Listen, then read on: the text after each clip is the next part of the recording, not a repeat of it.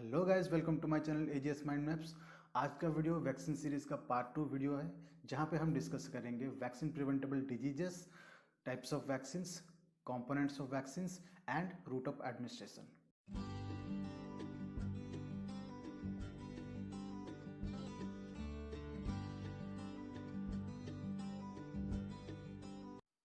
अगर आपने vaccine series का पार्ट 1 वीडियो नहीं देखा है तो डिस्क्रिप्शन बॉक्स पे लिंक है, जाके आप देख सकते हैं।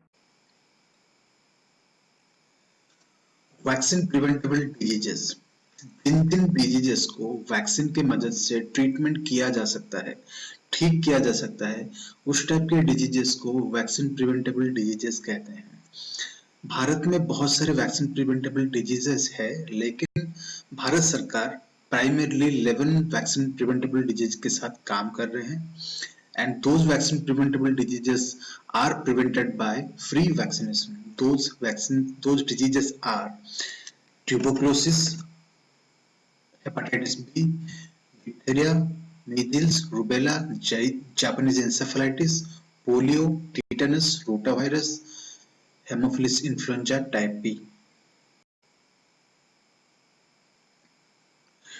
Talking about route of administration, primarily there are 4 kinds of routes where a vaccine is administered.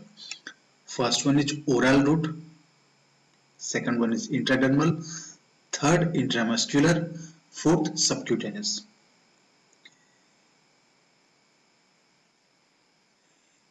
Intramuscular, जैसे कि इस पिक्चर में आप देख सकते हैं, इंट्रामस्कुलर मसल्स के 90 डिग्री एंगल पे दिया जाता है।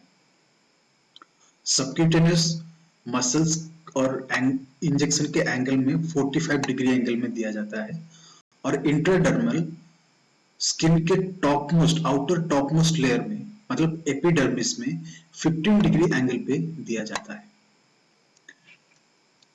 जैसे कि आप देख सकते हैं, ये स्किन के टॉप मोस्ट आउटर लेयर है, जिसे हम एपिडर्मिस भी कहते हैं। वहां पे अगर 10 to 15 डिग्री एंगल पे अगर जो इंजेक्शन दिया जाते हैं, उसे हम कहते हैं इंट्राडर्मल। और सबक्यूटेनियस टिश्यू जो 45 डिग्री एंगल में दिया गया है, उस रूट को कहते हैं सबक्यूटेनियस। इंट्रामस्कुलर पे 90 डिग्री एंगल पे इंजेक्शन दिया जाता है। एग्जांपल्स की अगर बात करें तो ओरल रूट में oral polio vaccine and rotavirus दिया जाता है। इंट्राडर्मल रूट में बीसीजी एंड आईपीवी दिया जाता है।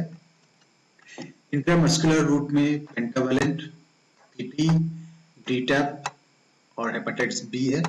सबक्यूटेनियस रूट में measles and Japanese encephalitis involve है।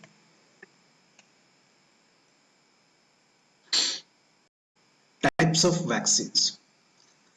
There are many types of vaccines that is designed in such a way that it teaches us how to fight with the microorganism.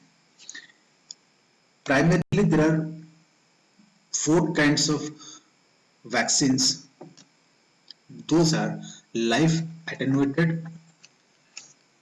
inactivated vaccines, subunit vaccines and toxoid vaccines. Live attenuated vaccine में micro organism को जीवित अवस्था में बहुत ही weak form पे रखा जाता है, ताकि वो हमारे बॉडी को कुछ भी नुकसान ना पहुंचा पाए और बॉडी उस फॉरेन पार्टिकल को आइडेंटिफाई करके मार सकते हैं। लाइव एटेन्यूएटेड वैक्सीन बहुत ही लॉन्ग लास्टिंग इम्यून रिस्पॉन्स देता है। इस वैक्सीन के सिर्फ 1 या 2 डोजेस से पूरी लाइफ टाइम के लिए प्रोटेक्शन मिल जाता है। एग्जाम्पल में मीजल्स, रोटावायरस, मम्प्स, रूबेला और स्मॉल पॉक्स जो ऑलरेडी इरेडिकेट हो गया है, उस टाइप के वैक्सीन को लाइव एटेन्यूएटेड वैक्सीन कहते हैं। इनएक्टिवेटेड मतलब किल्ड वैक्सीन। इस अवस्था में माइक्रो ऑर्गेनिज्म को पूरा मारकर वैक्सीन के द्वारा शरीर में छोड़ा जाता है। ये इनएक्टिवेटेड वैक्सीन लाइव वैक्सीन के जैसा उतना इफेक्टिव नहीं है, इसीलिए पूरे लाइफ टाइम में बहुत सारे बूस्टर शॉट्स की जरूरत पड़ता है। एग्जाम्पल में पोलियो वैक्सीन है, rabies vaccine, flu and hepatitis A.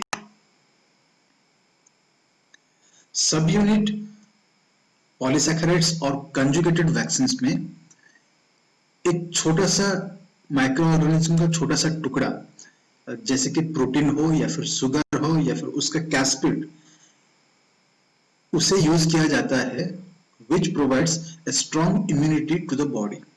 Example में human papilloma virus, shingles virus, haemophilus influenza B और न्यूमोकोकल, whooping cough इत्यादि वैक्सीन सब यूनिट वैक्सीन में आ जाते हैं।